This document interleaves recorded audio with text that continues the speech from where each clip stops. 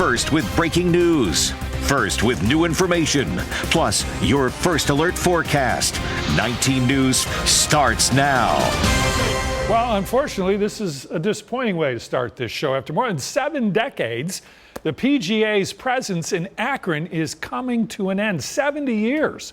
Hello, everyone. I'm Brian Duffy. Thanks for joining us first at 4 and streaming on 19 News Plus. And I'm Nicole Versansky. So Firestone Country Club will no longer host a tournament after this year. It's really a huge blow to Northeast Ohio's economy as well. Yep. First at 4, Catherine Huntley is live. Catherine, do we know if another tournament may be replacing the one that we're losing?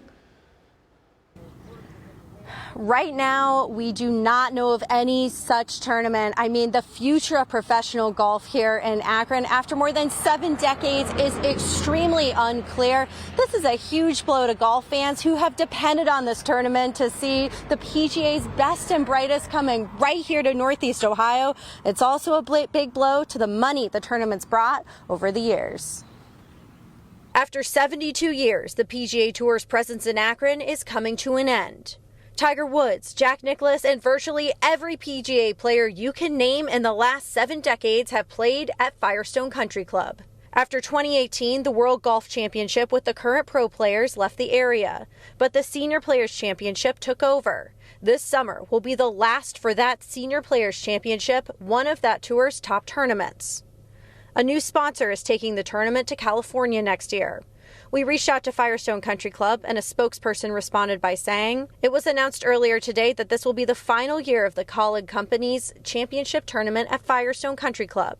Firestone has proudly hosted world-class players from both the PGA Tour and Champions Tour for decades, bringing our course to a national audience and establishing a legacy that few clubs can match. This remarkable history will always be a fundamental part of our identity. We look forward to making this last event the best one yet and hosting more professional golf at Firestone in the future."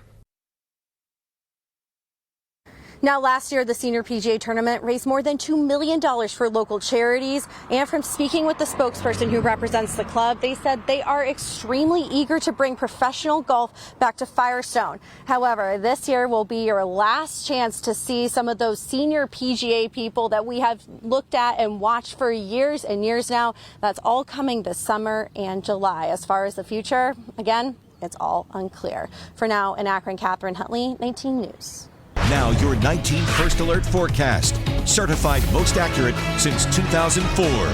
All right, we've been watching a few showers across some of our southern counties. Outside of that, for our northern zones, you enjoyed a lot of sunshine through the morning, and now it's the transition to a few of those higher clouds that have been mixing in. All the signals that this weather pattern is a bit more active for us. We're waiting on a cold front to roll through later tonight. It will give us generally drier conditions. I really don't see an overly great rain chance here for the next several hours, but what it will do is be efficient in cooling off that temperature as we go through the day tomorrow and kicking up a little bit more of that wind coming in out of the north. Right now, live look from New Philadelphia, you can see a lot of those high clouds. Generally, we've been drying in this part of our area, and it's, again, just a couple spot showers that would be left as we wait for that cold front to slowly make its way through the region. So next few hours may look a little bit more like this, where you're locked in under that cloud cover, but I do think we'll catch a couple more peaks of sunshine before it's all said and done. Your full forecast coming up in just a little bit. Another high-stakes moment for the U.S. war in their fight with Iran as President Trump convenes his cabinet. Iran's state media says the proposed deal being negotiated would see U.S. troops end the blockade of Iranian ports and pull troops out of that vicinity. The White House calling that report a complete fabrication. Brian Abel has the latest from Iran. All the headlines from Washington.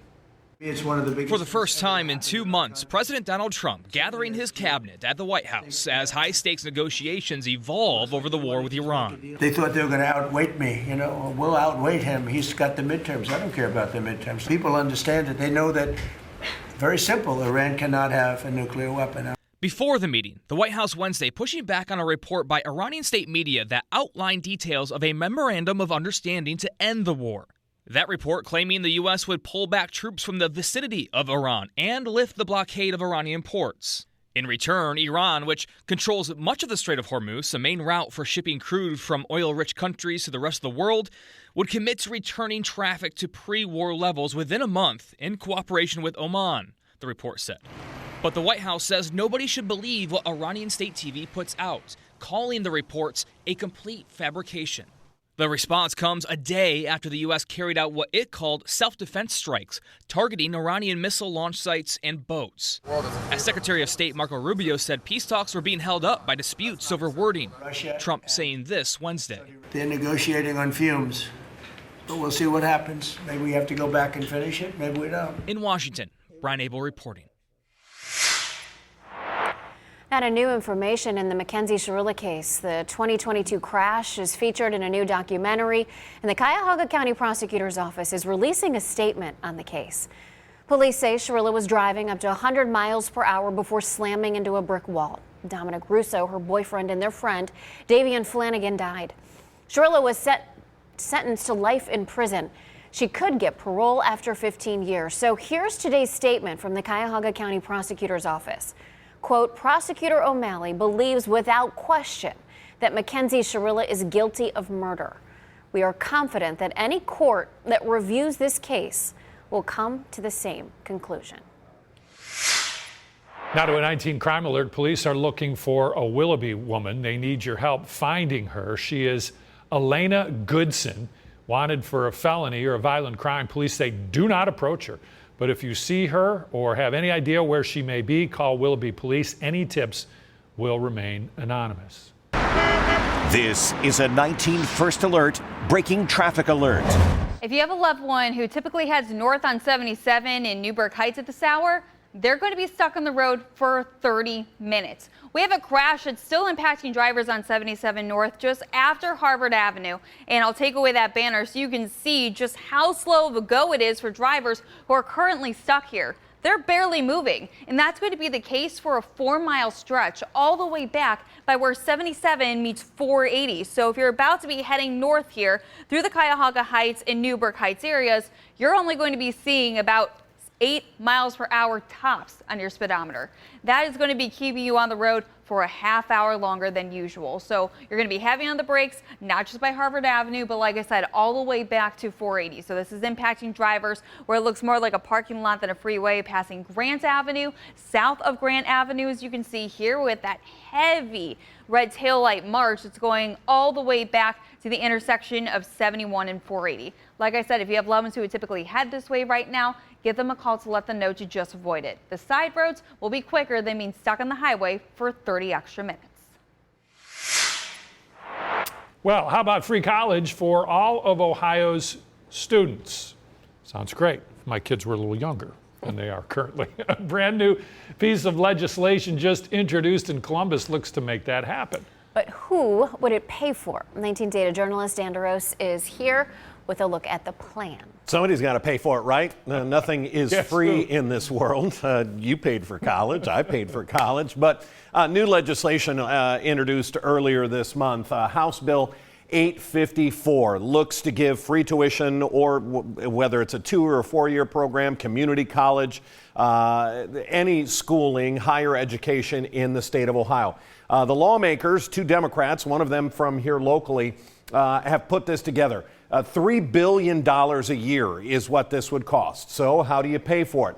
Well, according to these 2 lawmakers, they're going to tax the wealthiest Ohioans. They point to the state of Florida that has done something similar. If you make more than $500,000 a year, you will pay an extra 5.4 tax on any money over that $500,000. So as soon as you hit $500,000, anything more than that you make is going to be taxed at 5.4% and go into this pot of money. You make more than $1 million, anything over $1 million is going to be taxed at 7.4%, plus you're going to pay an annual $27,000 fee, sort of a penalty that goes into this. And that's not all. If you are wealthy enough to buy a residential property for $2 million or more, it will be taxed at a 1% fee of the actual value of whatever you purchase. According to the lawmakers, they think this can work. They're not sure if they have the support as of yet. Well, I think everybody benefits from an educated workforce, right? When I talk to employers, one of the number one things I hear is how they can't hire. They're having a hard time finding people that want to work, or they're having a hard time finding people that have the necessary skills to do the jobs that they want them to do. So this is directly addressing that concern and that problem. House Bill 854 has been assigned to committee. It was just introduced earlier this month. This has got a long way to go. Representative Rader there saying if it doesn't get through this legislative session by the end of the year, and if he's reelected, he will keep pushing for this in the next session. Well, we're learning more about the case of a Michigan woman who disappeared in the Bahamas. So Lynette Hooker was last seen on April 4th when her husband says she fell overboard during a boat ride. Now, as Christian Benavides reports, a friend of theirs says the technology on their boat could have helped in that search. Experts say this camera could hold key evidence in the disappearance of Michigan mother Lynette Hooker. He showed me he has something called a FLIR system, which is a forward-looking infrared camera. Daniel Danforth, a friend of the Hookers, toured their boat in 2023. He says Brian showed off the high-tech camera capable of detecting heat radiation. He said if any person comes up in a boat or a kayak or something like that or walks down the dock, it immediately set off alarm and it'll self-track them as they walk around the boat. Sources close to the investigation say the camera was on the sailboat when it was seized by the U.S. Coast Guard earlier this month. It's unclear if Hooker used it to search for his wife. So if someone goes overboard, would it be helpful in looking for them? Absolutely, because if it's at nighttime and it's in the dark, the FLIR is going to immediately capture the heat of that person's body. Private investigator Robert Crispin. Seizing a vessel is a great piece of evidence because all these electronics are digital evidence, and it doesn't go away, and you can't delete it, and you can't erase it. It's there forever. We thought we'd try to be a sailboat today. Brian told Bahamian authorities he and his wife were on their small dinghy going to the sailboat when rough waters knocked her into the sea. I won't be able to stop looking. You want to keep looking for Lynette? I'm going to need somebody with more authority to tell me to stop. Hooker was held for questioning in the Bahamas but released without charges. He denies any wrongdoing and is now back in the States. Somebody's daughter's still missing. Somebody's mother's still missing. Somebody's best friend is still missing. And you know that we all probably wish accepted the fact that we'll probably never see Lynette again, but we would love to have the closure. The private investigator told me data from that camera and from other devices on board could be key in determining what happened in the days before and after Lynette's disappearance. Brian Hooker's attorney has not commented on any developments since he's returned from the Bahamas. Christian Benavides, CBS News, Palm Beach, Florida. Oil markets are seeing some relief. Crude is trading around $90 a barrel. AAA reports regular gas down another 3 cents a gallon, $4.46 right now and $4.56 in Ohio. That news comes as the U.S. and Iran continue laying the groundwork for a long-term ceasefire deal. Now, Gas Buddy is helping us find the best prices in our area. We found it for $3.99 at the Sunoco in Cleveland on Fleet, $4.02 in Green at the Mapco on Maslin Road, and $4.29 at the BP in Newcomerstown on East State Street. Caught on camera, a possible meteor in Buffalo, New York. Take a look at this. Doorbell camera footage from this morning. A meteorologist there says he had received reports of an explosion and a flash of light. People felt and certainly heard it. Now to your top four at 4. New surveillance video from a deadly shooting involving an off-duty Cleveland police officer.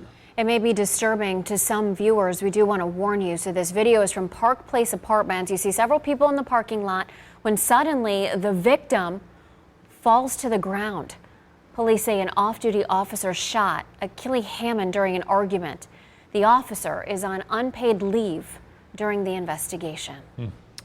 PGA Tour has announced that the annual Senior Golf Championship is leaving Akron's Firestone Country Club. July's tournament will be the last event at the course before it moves to California.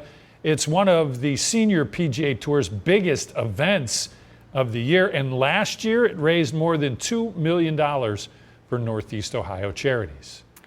Akron police are investigating a deadly shooting on Kenmore Boulevard today. Witnesses reported gunshots. Officers found a 29-year-old man on the sidewalk. He'd been shot several times. Detectives are collecting evidence and asking anyone with information to call police or Summit County Crime Stoppers. Neighbors on a quiet Beechwood Street woke up to gunfire this morning. Police say a 34-year-old man was shot on Glen Hill Drive. A bullet hole could be seen in the driver's side window of a car in the driveway there. Ohio BCI spent hours collecting evidence. The victim, we know, was taken to a hospital, but his condition has not been released. We do not know right now if Beechwood police have found a suspect. New medical warning now about a growing health trend online: peptides. The FDA has not approved research-grade peptides, and they have not been tested, reviewed, or determined to be safe or effective. Alabama's Board of Medical Examiners is telling physicians not to prescribe these because of the potential risks. Approved peptides are on the market like insulin and Ozempic, but people selling peptides over social media may not be doing it for your benefit. A lot of people are posting, and they're not just fans. They are making money from this. So they sign up as affiliates for peptide sellers. They post before and after videos, and then they include a discount code, and they get a cut on every sale. Health Secretary Robert F. Kennedy Jr. says he's used peptides in the past and is pushing to loosen restrictions. The FDA has scheduled a panel meeting in July to consider allowing compounding pharmacies to manufacture certain peptides. Breaking at this hour, you're looking at the aftermath of a house explosion. This is in Texas. Fredericksburg fire and EMS crews rushed to that scene. Crews found the house with fire shooting out everywhere. They managed to find 2 people who were taken to hospitals in the San Antonio area. We do not know their conditions. Also breaking, a plane goes down in Nebraska. It happened south of the Blair Airport. The good news is no one was hurt. First responders, you see here, found a single-engine aircraft in a field just south of the runway. The cause of the crash is still under investigation. Investigators say the aircraft may have experienced engine failure, and the pilot made an emergency landing right there in the field. A terrible case of animal cruelty in Avon Lake. Police there say someone shot a cat. And they are aware of social media posts that say other cats in the area have been shot as well. 19 News reporter Keith Grant working the story for us. He's live this afternoon. Keith. Brian and Nicole, this happened in Avon Lake, in this neighborhood where we're at right now. It's on the north side of the city. Police say a woman found the cat shot and hiding under a car, but unfortunately that cat didn't survive. A cat shot in Avon Lake, and police don't know who pulled the trigger. A woman found the stray hiding under a car on Forest Hill Drive last week. It had been shot and couldn't move. She rushed it to the vet, where they confirmed it had been shot with a pellet gun. The injuries were so severe, the cat was euthanized. Detectives looking for whoever is responsible. Daniel Yuzva lives nearby and has a cat of his own, but he's not worried about his cat getting shot because it stays inside. He does see strays often, though. Cats, he says, that cut through yards up and down this block. It's a little strange. I guess I didn't realize it was as big of an issue as it is. He says whatever the reason, shooting strays is not the solution.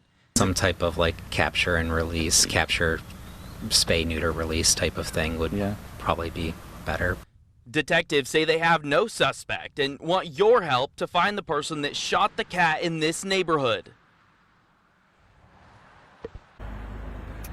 All right, once again, police here in Avon Lake say they've seen those social media posts. So have we, suggesting that other cats have been shot in the city, but no one's made any official police reports. So all that police officially have right now is that one that was shot and killed last week. Keith Grant, 19 News.